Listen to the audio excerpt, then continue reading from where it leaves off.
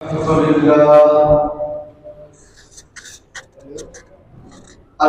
لله وكفى وسلام على عباده الذين اصطفى أما بعد فأعوذ بالله من الشيطان الرجيم بسم الله الرحمن الرحيم يا أيها الذين آمنوا كتب عليكم الصيام كما كتب على الذين من قبلكم لعلكم تتقون أياما معدودات فمن كان منكم مريضا أو على سفر فعدة من أيام أخر وعلى الذين يطيقونه فدية طعام مسكين قال النبي صلى الله عليه وسلم الصوم جنة ما لم يخرقها وقال الله عز وجل الصوم لي وأنا أجزي به صدق الله العظيم وصدق رسوله النبي الكريم ونحن على ذلك لمن الشاهدين والشاكرين والحمد لله رب العالمین۔ اللہ رب العالمین کا ہم سب پر احسان ہے، کرم ہے کہ اللہ رب العالمین نے ہمیں اپنی زندگی میں ایک اور رمضان کا مہینہ عطا فرمایا۔ رمضان کے جو 30 دن ہیں، اللہ کے نبی نے ان 30 دنوں کو 3 اشروں میں تقسیم کیا ہے، 3 حصوں میں بانٹا ہے، اور یہ کہا ہے کہ رمضان کے پہلے جو 10 دن ہے وہ رحمت کا عشرہ کہلاتا ہے۔ اس کے اندر اللہ کی رحمت دھواں دار برستی ہے، اور دوسرا عشرہ مغفرت کا عشرہ کہلاتا ہے، اور تیسرا عشرہ آگ سے آزادی کا عشرہ کہلاتا ہے۔ رمضان میں جو ہم لوگ روزہ رکھتے ہیں، یہ روزہ اسلام کے ارکان میں سے ایک اہم رکن ہے جو ہجرت کے بعد دوسرے سال فرض ہوا۔ اللہ نے قرآن مجید میں اپنے بندوں کی 6 طریقوں سے ذہن سازی کر کے روزے کا حکم دیا۔ کوئی بھی کام کسی سے لینا ہے تو پیار محبت سے مشکل کام بھی آسان ہو جاتا ہے، تو اللہ نے روزے کا حکم بھی بڑے عجیب طریقے سے بندوں کو دیا۔ ڈائریکٹ روزے کا حکم نہیں دیا، سب سے پہلے اپنے بندوں کو اپنی طرف متوجہ کیا۔ یا ایھا الذین آمنو، اے ایمان والو کان کھول کر سنو، سب سے پہلے متوجہ کیا اپنی طرف۔ پیار محبت سے کسی کو بلا کر حکم دے تو پھر وہ حکم آسانی سے مانا جا سکتا ہے۔ جیسے کسی بچے کو حکم دیے، بیٹا ادھر آؤ ذرا پانی لا کر دو، تو پیار محبت سے وہ بچہ لا کر دے دے گا۔ وہی کہنا اگر ڈانٹ کر بولے، اے ادھر آ رہے جا کر پانی لگا، تو حاکمیت کا جو انداز ہے، چھوٹے سے بچہ بھی وہ بات کو نہیں مانتا۔ تو اللہ نے اپنے بندوں کو اپنی طرف متوجہ کرنے کے لیے سب سے پہلے خاص ایمان والوں کو بتایا۔ دنیا کے اندر جتنے لوگ ہیں سب اللہ کے بندے ہیں، مسلمان بھی، کافر بھی، یہودی، عیسائی، مجوسی، آگ کی پوجا کرنے والا، ستاروں کی پوجا کرنے والا، سب اللہ کے بندے ہیں، لیکن صرف ایمان والے بندوں کو مخاطب کیا۔ اے ایمان والے بندو، کتبا علیکم الصیام، میں تمہارے اوپر روزے فرض کر رہا ہوں، اور اس حکم کو سن کر گھبرانا مت، ڈرنا مت۔ یہ روزے صرف تمہارے اوپر فرض نہیں ہوئے، کما کتب علی الذین من قبلکم، جیسے تم سے پہلے لوگوں پر میں نے فرض کیا تھا ایسے ہی تمہارے اوپر بھی فرض کیا۔ ہر زمانے میں ہر امت کو اللہ نے روزہ دیا تھا۔ حضرت آدم علیہ السلام ایام 20 کے روزے ان کے اوپر فرض تھے۔ ایام 20 کہتے ہیں چاند کی 13، 14، 15 ان 3 تاریخ کے اندر جو روزہ رکھتے ہیں اس کو ایام 20 کہتے ہیں، روشن دن، یعنی ان 3 تاریخوں میں چاند بہت روشن ہوتا ہے۔ تو ان 3 دن کے روزے حضرت آدم علیہ السلام پر فرض تھے۔ حضرت داؤد علیہ السلام ایک دن روزہ رکھتے تھے، ایک دن روزہ چھوڑتے تھے، ایک دن بھوکا، ایک دن روزے کے ساتھ، ایک دن کھانا کھاتے تھے۔ تو اس طرح پوری زندگی ان کے اوپر ایسے ہی گزر گئی۔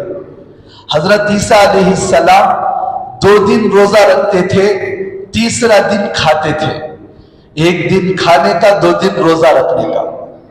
ہر امت پر اللہ نے روزے فرض کیے، کسی پر زیادہ، کسی پر کم۔ نوح علیہ السلام کی قوم بڑی لمبی عمر والی، ان کے اوپر اللہ نے 1 سال کے روزے فرض کیے تھے۔ حضرت موسیٰ علیہ السلام کی قوم پر 40 روزے فرض کیے تھے۔ حضرت عیسیٰ علیہ السلام کی قوم پر 30 روزے فرض کیے تھے۔ لیکن ان یہود و نصارہ نے شریعت کے اندر بہت تبدیلی کی، اللہ کے حکم کو بہت بدلا۔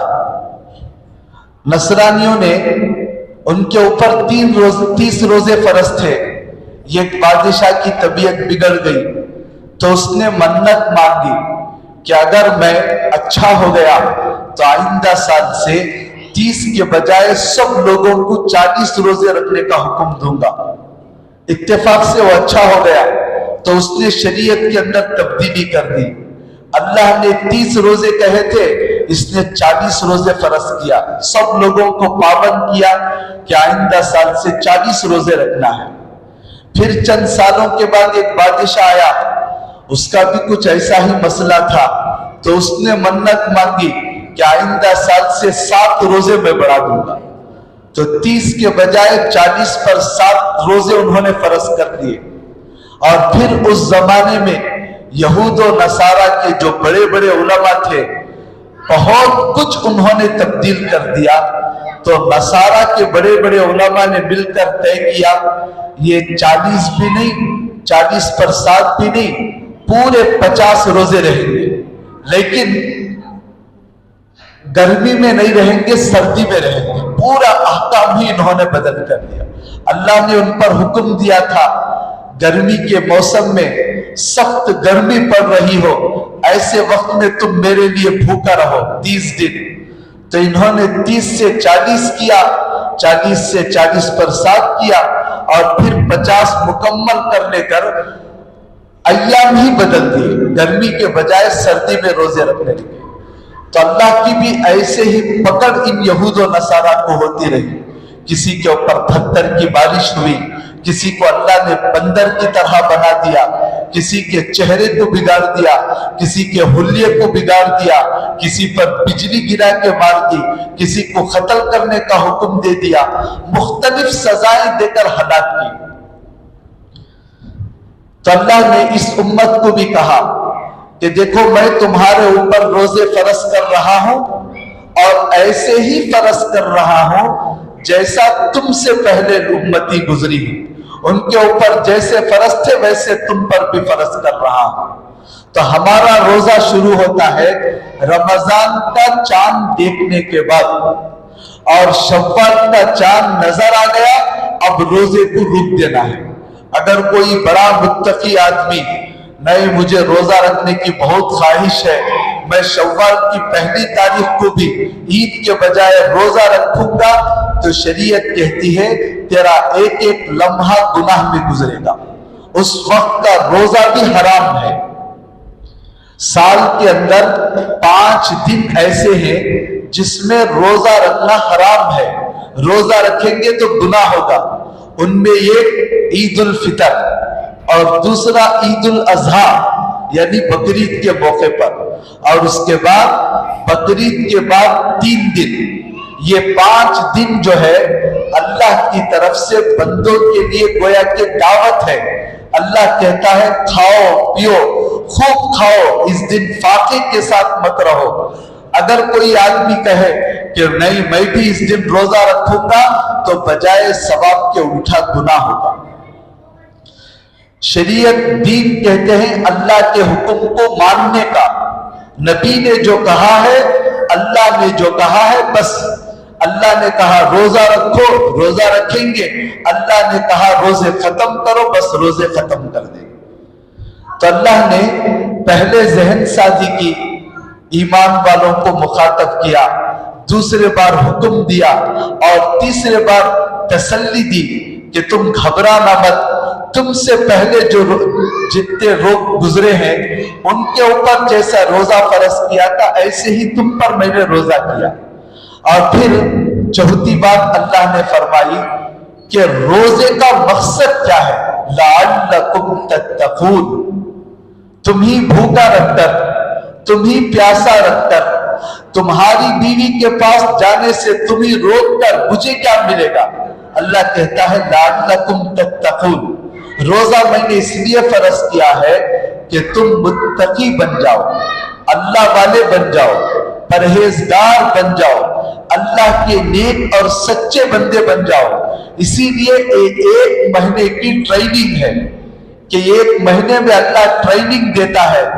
جائز چیزوں کو بھی چھوڑ دو، پانی جائز ہے، کھانا جائز ہے، بیوی سے ملنا جائز ہے، لیکن کہتا ہے کہ روزے کی حالت میں بیوی سے قریب بن جاؤ۔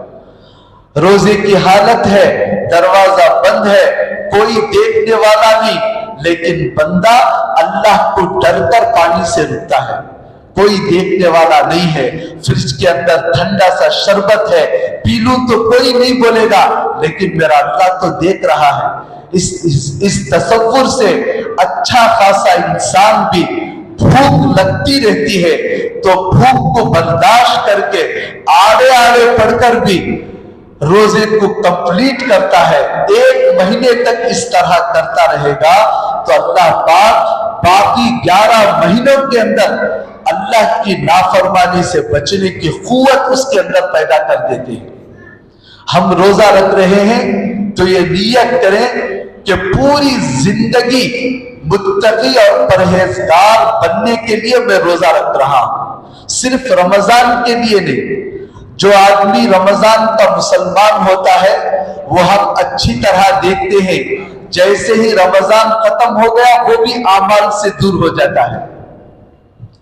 ہمارے اکابرین میں علی میاں ندوی رحمت اللہ علیہ بڑے بزرگ گزرے ہیں، ایشیا کی بڑی عظیم شخصیت تھی۔ انہوں نے ایک مثال دی، ایک ہوتا ہے شکاری کتا، شکار کے لیے کتوں کو پالتے ہیں اور ان کو بہت ٹریننگ دیتے ہیں، بہت کھلاتے ہیں، بہت پلاتے ہیں، ہٹے کھٹے موٹے تازے۔ انسان بھی اتنا نہیں کھاتا جتنا اس کتے کی رعایت کی جاتی ہے۔ روزانہ پانی ڈھلایا جاتا ہے، اس کو لے کر واکنگ کو جاتے ہیں اور اس کی پسندیدہ چیزیں کھلاتے ہیں، بہت کچھ ٹریننگ دیتے ہیں شکاری کتوں کو۔ ان کا مقصد کیا ہے؟ شکار کرنا۔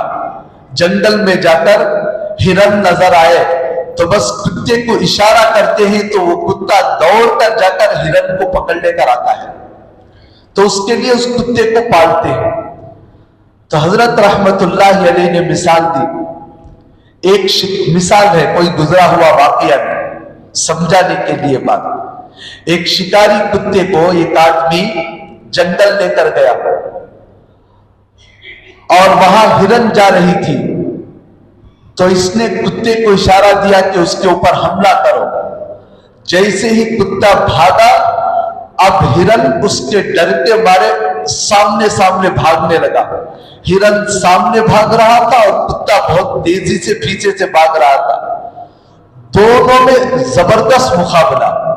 कुत्ता जान लेने की कोशिश कर रहा था और हिरन जान बचाने की कोशिश कर रहा था। यहां तक कि हिरन दौड़ते दौड़ते अपनी जान बचाकर भाग गया और कुत्ता जाते जाते थककर खामोश रह गया, वापस आ गया। अब ये मिसाल लिखकर हजरत ने कहा कि हिरन से किसी ने जाकर पूछा कि तू तो कोई ट्रेनिंग याफ्ता नहीं है, तुझे तो कुछ भी ट्रेनिंग भी नहीं दी गई है, और जैसे उस शिकारी कुत्ते को पाला गया है ऐसे भी तुझे नहीं पाला गया, तो तू उस ट्रेनिंग याफ्ता कुत्ते के पंजे से कैसे बच गया? तो वह हिरन जवाब देने लगा कि कुत्ता जो भाग रहा था और मैं भी भाग रहा था, दोनों का मकसद अलग था। मेरा मकसद था मेरी जान बचाना और कुत्ते का मकसद था मालिक की बात मानना। लिहाजा जब तक मालिक देख रहा था वो खूब दौड़ रहा था। जब मालिक के आंखों से ओझल हो गया, मालिक नजर आना बंद हो गया, तो उसकी रफ्तार ढीली पड़ गई, वो भागना छोड़ दिया।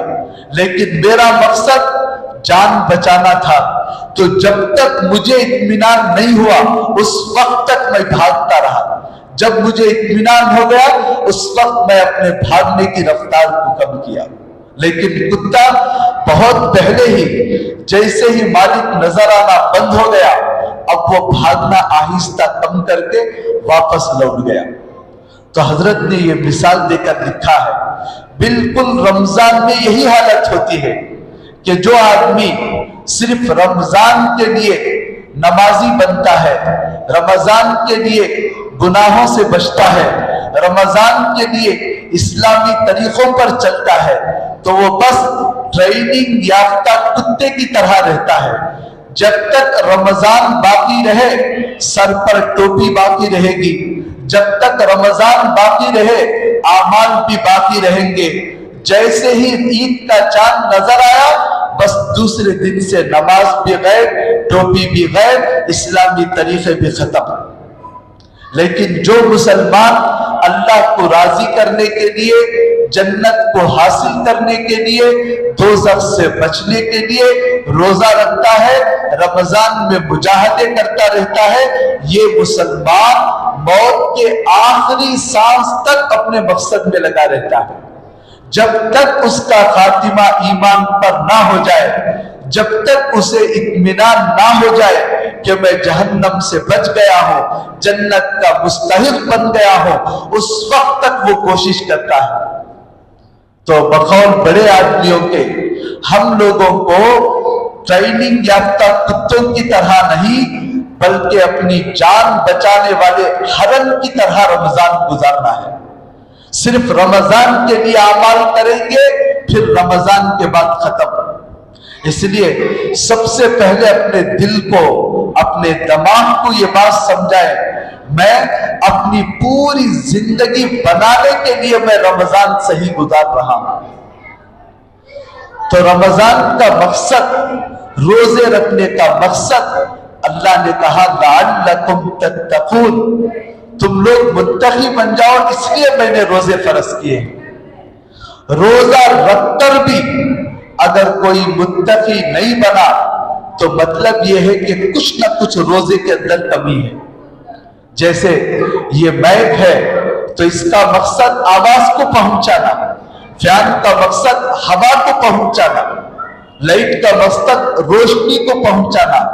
फैन चल रहा, फैन लगा दिए, फैन नहीं घूम रहा है, माइक ऑन कर दिए, आवाज नहीं आ रही है, तो मतलब यह है कि उसके अंदर कुछ गड़बड़ है।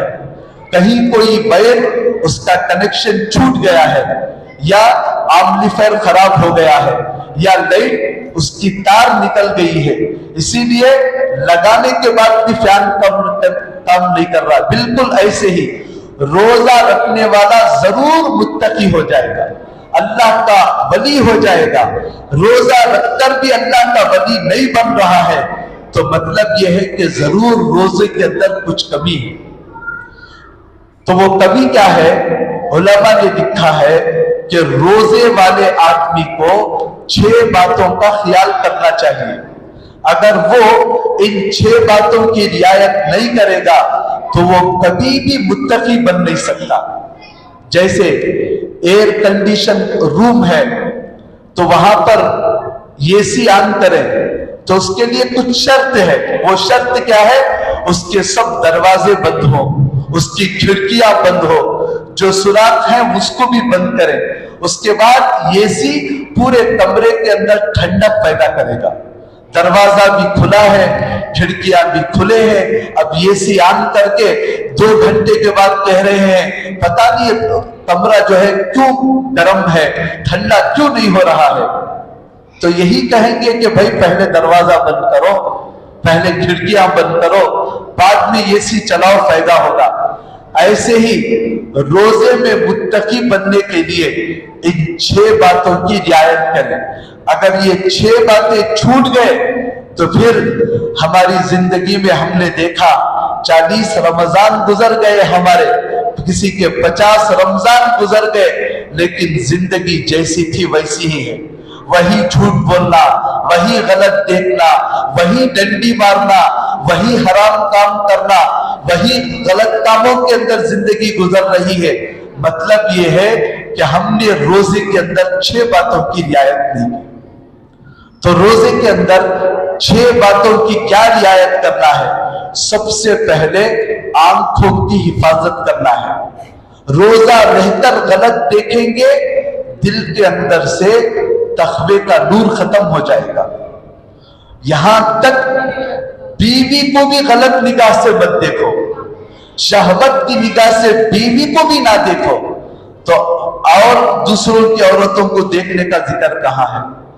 دوسروں کی عورتوں کو دیکھتے رہے، فون آن کر کے اس کی عورتوں کو دیکھتے رہے، ان کے جسم سے مزے اٹھاتے رہے، ان کے چہرے سے مزے اٹھاتے رہے، تو پھر تقویٰ کیسے آئے گا؟ اللہ کے نبی نے فرمایا نگاہ شیطان کی تیروں میں سے ایک زہریلی تیر ہے۔ جو آدمی اللہ کے ڈر سے نگاہوں کو کنٹرول کرتا ہے، اللہ ایسا ایمان دیتے ہیں کہ اس کی لذت دل کے اندر محسوس کرے گا۔ آم کھاتا ہے تو فوراً جسم کے اندر مزہ آ جاتا ہے، جامن تھوڑا سا رکھ لے پورے جسم کے اندر مزہ آ جاتا ہے۔ جیسے دوسرے کھانے پینے کی چیزوں میں اللہ نے مزہ رکھا ہے، رمضان کے مہینے میں لوگ جو ہے روح افزا پیتے ہیں، تھوڑا سا پیتے ہیں جسم کے اندر لذت آ جاتی ہے۔ ایسے ہی ایمان کی حلاوت ایک ہے، ایمان والا وہ محسوس کر لیتا ہے۔ کون؟ جو نگاہوں کی حفاظت کرتا ہو۔ وہ نماز پڑھتے ہی نماز کی لذت اسے معلوم ہوگی، ذکر کرتے ہی ذکر کی لذت اسے معلوم ہوگی، قرآن پڑھتا ہے تو قرآن کی لذت معلوم ہوگی۔ لیکن جو انسان نگاہوں کی حفاظت نہیں کرتا وہ ایسی چاشنیوں سے محروم ہو جاتا ہے، اسے محسوس ہی نہیں ہوتا کہ قرآن کا مزہ کیا ہے، ذکر کا مزہ کیا ہے، سب کو بوجھ سمجھ کر کرتا ہے۔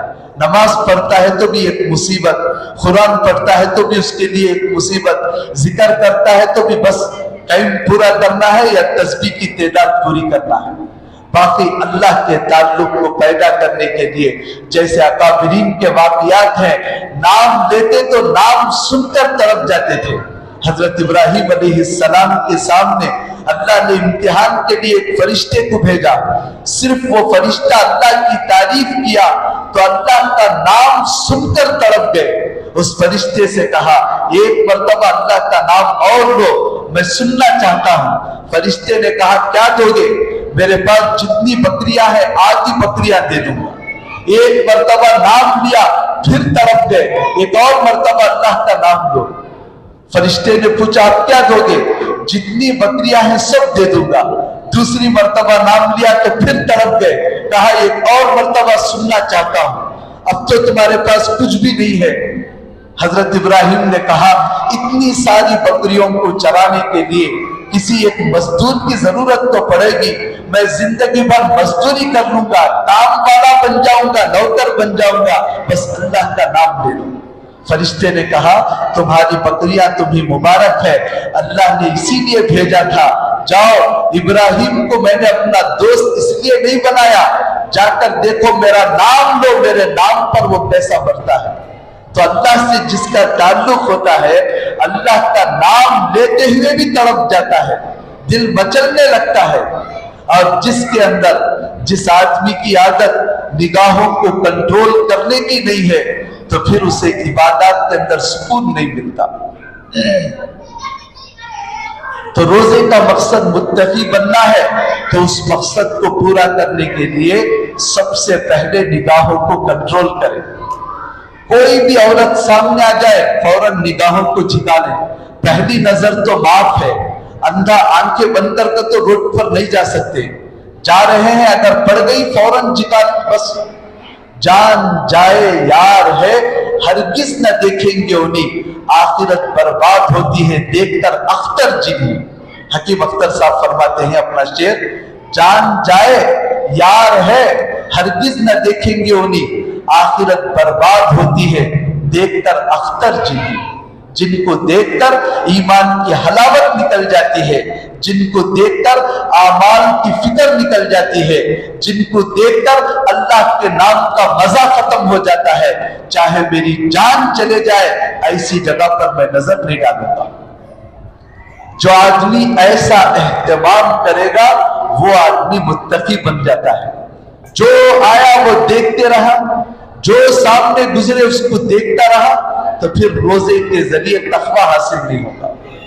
دوسری چیز زبان کی حفاظت کرنا ہے، جھوٹ نہیں بولیں گے، کسی کو گالی نہیں دیں گے، زبان سے کسی کو دھوکہ نہیں دیں گے، کوئی لڑ رہا ہے تو اس سے گندی گالیاں نہیں دیں گے، زبان کو کنٹرول کریں گے۔ اور تیسری چیز کانوں کی حفاظت کریں گے، جن چیزوں کو دیکھنا اور جن باتوں کو بولنا جائز نہیں ہے ان کی آواز کو سننا بھی جائز نہیں ہے۔ گانوں کو نہیں گا سکتے تو گانوں کو سننا بھی جائز نہیں ہے۔ ایسے تمام بیہودہ اشعار، ایسے تمام بیہودہ مجلس کی باتیں جس سے انسان کا وقت ضائع ہوتا ہے، اپنے کانوں کو اس سے حفاظت کریں۔ یہ تین چیزیں ہو گئی۔ اور چوتھی چیز ہے سحری ہو یا افطار ہو، کھانے کی کوئی بھی چیز ہو حلال مال کو استعمال کریں۔ حرام کے ذریعے نہ تو ہمارا روزہ قبول ہوگا، نہ تو ہماری تراویح قبول ہوگی، نہ تو ہماری دعا قبول ہوگی، اور نہ ہی ہم متقی پرہیزگار بن سکتے ہیں۔ اس لیے چوتھی چیز ہے حرام کے مال سے بچیں۔ اور پانچویں چیز ہے روزے کی حالت میں اتنا پیٹ بھر کر نہ کھائیں کہ بھوک ہی نہ لگے۔ سحری کے اندر کھا رہے ہیں تو 2-3 نوالے کم کریں، افطار کے اندر کھا رہے ہیں تو اس وقت بھی 2-3 نوالے پہلے ہی ہاتھ دھو لیں۔ یہ نہیں کہ سحری کو بیٹھ رہے ہیں تو دماغ بٹھا کر بیٹھے ہیں، اب مجھے شام تک بھوکا رہنا ہے اس لیے نہیں کھایا جا رہا ہے، خوب کھا رہے، پانی پی کر کھا رہے اور کولڈ ڈرنک پی کر ہضم کر کے کھا رہے۔ یہ ایک طریقے پر بیٹھنے نہیں ہو رہا تو پینترا بدل بدل کر بیٹھ کر کھا رہے، اور پھر مغرب میں یہ نہیں کھا رہے تو پھر الگ الگ رقم سے کھا رہے، اس لیے کہ صبح سے بھوکے تھے۔ ایسی اگر حالت رہے تو زندگی بھر کتنے بھی رمضان گزر جائے متقی نہیں بن سکتے۔ روزے کا ایک مقصد یہ بھی ہے کہ بھوک کیا ہوتی ہے ہمارے دل کو احساس ہونا چاہیے، غریبوں پر کیا گزرتی ہے ہمارے دل کو احساس ہونا چاہیے۔ وہ احساس کب ہوگا؟ جب ذرا لمٹ سے کھائیں تو ہو سکتا ہے، ابھی 10-11 بجے بھوک شروع ہو جائے تو جب احساس ہو سکتا ہے۔ سحری کھائیں شام کے 5 بجے بھی بھوک نہ لگے تو پھر روزے کا اثر کیسا معلوم ہوگا؟ 9-10 بجے سے بھوک لگنا شروع ہو جانا چاہیے، 9-10 بجے سے پیاس کے لیے تڑپنا چاہیے۔ اس وقت جب ہاتھ اٹھائیں، اے اللہ بھوک لگ رہی ہے، پیاس لگ رہی ہے، بس تیرے لیے میں بھوکا ہوں، تو یہ روزہ اللہ رب العالمین کے پاس جھگڑا کرے گا اور قبر کے اندر جھگڑا کر کے اس بندے کو اور اللہ سے کہے گا اے اللہ پیاس کو اس نے برداشت کیا, بھوک کو اس نے برداشت کیا, تیرے اس بندے کو فوراً جنت کے اندر داخل کر. جھگڑا کر کے وہ روزہ ہمیں جنت میں لے جائے گا. لیکن ہمارا روزہ کیا جھگڑا کرے گا؟ فجر میں کھائے تو مغرب تک بھی بھوک نہیں لگ رہی, احساس ہی نہیں ہے. اس لیے کھانے کی مقدار کو تھوڑا کم کریں, 2-3 نوالے بس. یہ کمزوری کا زمانہ ہے, ایک دم کم نہیں کرنا ہے کہ 9 بجے جا کر پڑ گئے, بے ہوش ہو گئے, یا جا کر ڈاکٹر کے پاس چلے گئے, یا جان نکل گئی, کھڑ بھی نہیں سک رہے, بات بھی نہیں کر رہے. روزے کی حالت میں بھی حکم یہ ہے کہ ایمان والا ایسا رہے کہ دیکھنے والے کو ڈاؤٹ آئے کہ یہ روزہ ہے یا نہیں, بالکل بشاشت کے ساتھ. یہ نہیں کہ روزے کی حالت میں پورا چہرہ اتر جائے, بات کر رہے ہیں تو جواب بھی نہیں نکل رہا ہے. ایسا روزہ رکھنا اس سے بھی منع کیا گیا ہے. کھائے لیکن 2-3 نوالے کم بس. اور روزے کے اندر آخری ادب ہے, روزے دار آدمی, تراویح پڑھنے والا آدمی, تراویح پڑھانے والا آدمی, زکات نکالنے والا آدمی ہر عمل کے بعد اللہ سے ڈرے کہ پتہ نہیں یہ عمل اللہ کے یہاں قابل قبول ہے یا نہیں. بڑے بڑے اعمال کو اٹھا کر اللہ ڈال دیتے. اللہ بے نیاز بادشاہ ہے, اللہ کو کون سا عمل پسند آئے گا پتہ نہیں. ایک بہت بڑے محدث گزرے ہیں, کئی حدیث کی کتابیں انہوں نے لکھی ہیں. ان کا انتقال ہو گیا. خواب میں کسی نے دیکھا, کیا پوچھا, جنت کے اندر ٹہل رہے ہیں. دیکھنے والے نے کہا ماشاءاللہ آپ کی زندگی تو حدیث پڑھنے پڑھانے میں لکھنے میں گزر گئی, شاید اسی کی وجہ سے اللہ نے جنت کو میں بھیج دیا. وہ بزرگ کہنے لگے بھائی وہاں تو بڑی سخت پکڑ ہے, یہ تو سب ایک طرف رکھ دیے, صرف یہ چھوٹے سا عمل اللہ کو پسند آ گیا تو اللہ نے بخش دیا. خواب دیکھنے والے نے پوچھا کہ کیا عمل پسند آیا, تو کہا کہ پہلے زمانے میں آج کی طرح کی پین نہیں ہوتی تھی, کاڑی ہوتی تھی, کاڑی میں انک ڈبو کر لکھا کرتے تھے. تو میں کاڑی میں انک ڈبو کر حدیث لکھنے جا رہا تھا تو ایک مکھی آ کر انک کے اوپر بیٹھ گئی. تو میرے دل میں خیال آیا شاید بہت پیاسی ہے, اللہ کی مخلوق ہے, اگر میں اڑا دیا تو اس کی پیاس نہیں بجھے گی. تو میں ایسے ہی ہاتھ رکھ کر تھوڑی دیر تک بیٹھ گیا, یہاں تک کہ وہ مکھی اس انک کو چوس کر اڑ گئی. میں پھر بعد میں انک ڈبو کر لکھنے لگا تو اللہ نے کہا تیرا یہ عمل مجھے پسند آ گیا. ایک میری چھوٹی سی مخلوق کو تو نے جو رعایت کیا, تھوڑی دیر کے لیے پیٹ بھرنے کا عمل, بس یہ مجھے پسند آ گیا ہے. جا تیری سب زندگی کی محنت ایک طرف رکھ, اسی کے دفعہ تو جنت میں چلے جا. تو روزہ رکھ کر بھی ڈرتے رہنا چاہیے. پتہ نہیں کہ یہ روزہ اللہ کو قبول ہے یا نہیں, پتہ نہیں کہ میری یہ تراویح قبول ہے یا نہیں, پتہ نہیں کہ میرا یہ مال قبول ہے یا نہیں. ہر عمل کے بعد گھمنڈ نہیں آنا چاہیے, ناز نہیں آنا چاہیے, میں نے یہ کیا, ہم نے وہ کیا. اور یہاں تک اللہ والے فرماتے ہیں عمل کر کے عمل کو جتلانا یہ بھی مردودیت کی علامت ہے.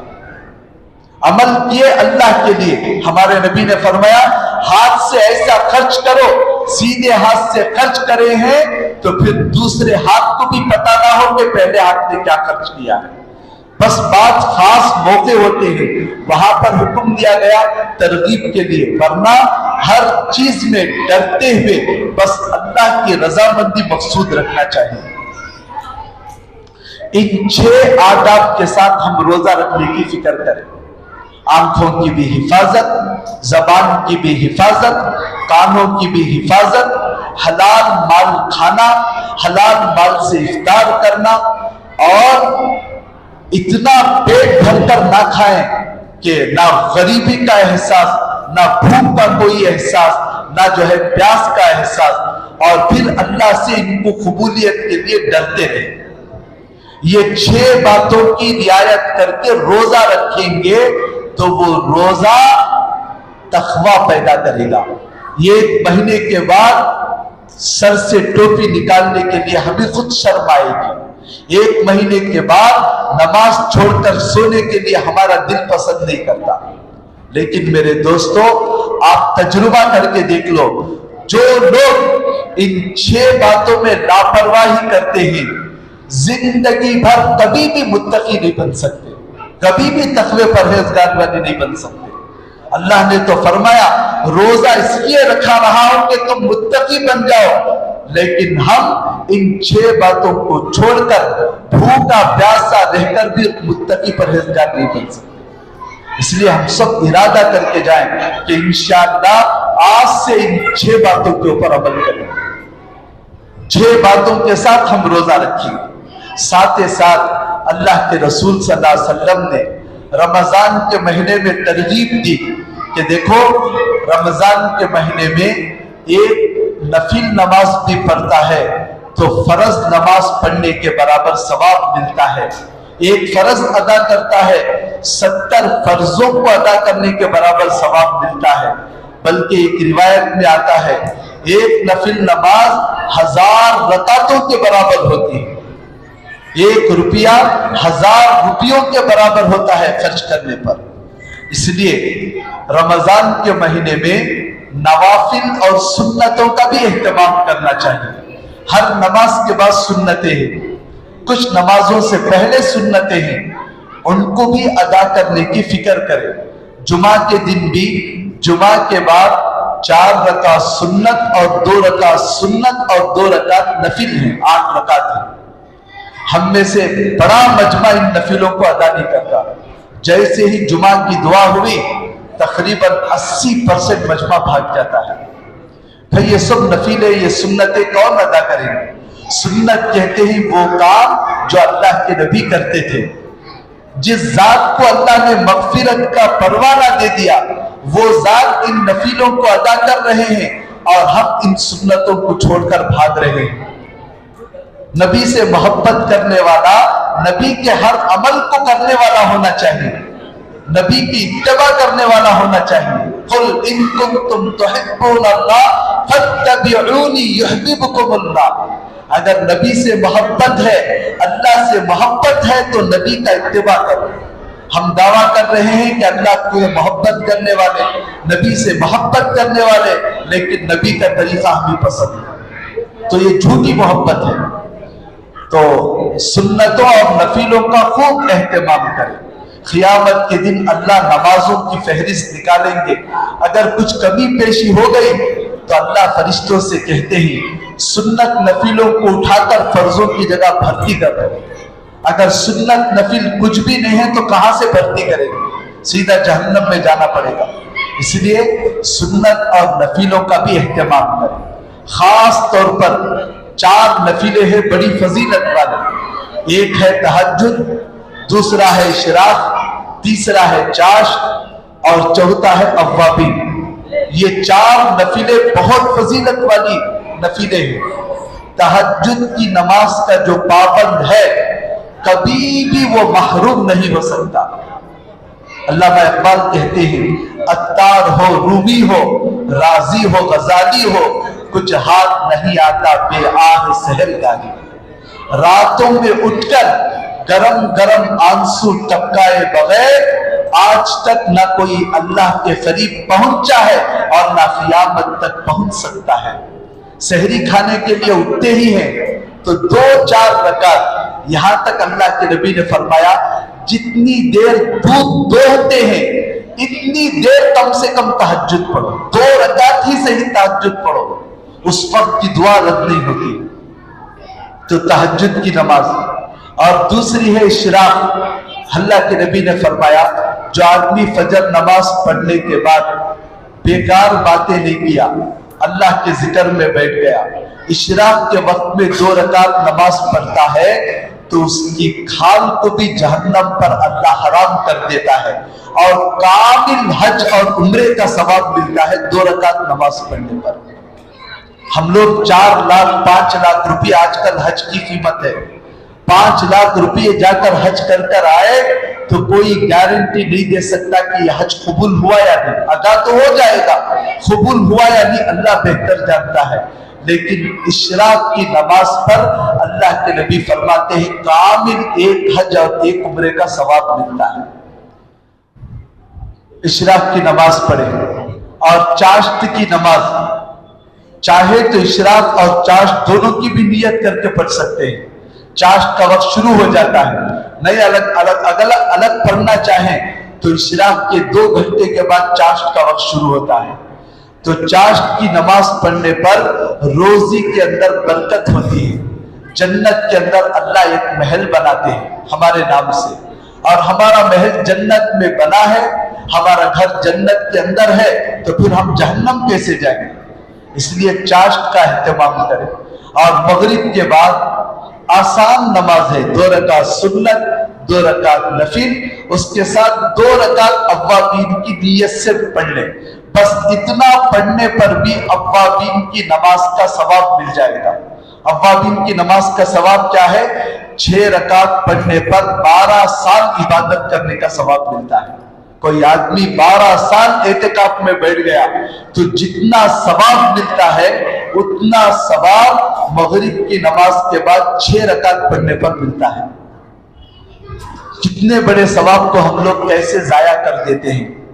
تھوڑی دیر کے اندر کیا آئٹم خراب ہو جائے گا، کیا آئٹم ختم ہو جائے گا بازار کے اندر، دعا بھی ختم نہیں ہوئی آدھا مجمع باہر چلا جاتا ہے۔ پھر تھوڑی دیر کے لیے 6 رکعت پڑھ کر جائیں، کتنا بڑا ثواب مل جائے گا۔ پڑھیں گے انشاءاللہ؟ کون کون پڑھیں گے؟ ہاتھ اٹھاؤ۔ اللہ ہم سب کو موت تک پڑھنے کی توفیق عطا فرمائے۔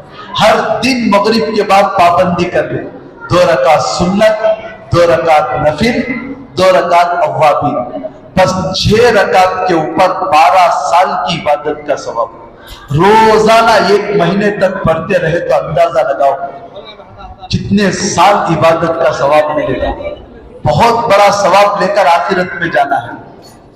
تو یہ تو اللہ کے نبی نے نفل نمازوں کی طرف، نفل عبادتوں کی طرف متوجہ فرمایا۔ اور ایک بات اللہ کے نبی نے کہا کہ رمضان میں 4 کاموں کا اضافہ کرو، 4 اعمال انجام دو۔ ایک تو زبان سے لا الہ الا اللہ پڑھے، اور دوسرا استغفر اللہ پڑھے، استغفر اللہ، استغفر اللہ۔ استغفار جو ہے جعل اللہ من کل ضیق مخرجا، اللہ کے نبی فرماتے ہیں جو آدمی کثرت سے استغفار کرتا ہے اس کے اوپر کیسی بھی مصیبت ہو اللہ اس کے لیے راستہ نکال دیتا ہے۔ اسے اولاد نہیں ہے تو اولاد دے دیتا ہے، اگر بیوی کی ضرورت ہے بیوی دے دیتا ہے، کسی لڑکی کو شوہر کی ضرورت ہے شوہر دے دیتا ہے، بارش کے لیے قحط ہے بارش اتار دیتا ہے، پیسوں کی ضرورت ہے اللہ پیسے عطا کر دیتا ہے۔ جس کو؟ جو آدمی استغفار کثرت سے پڑھتا ہے اس کو۔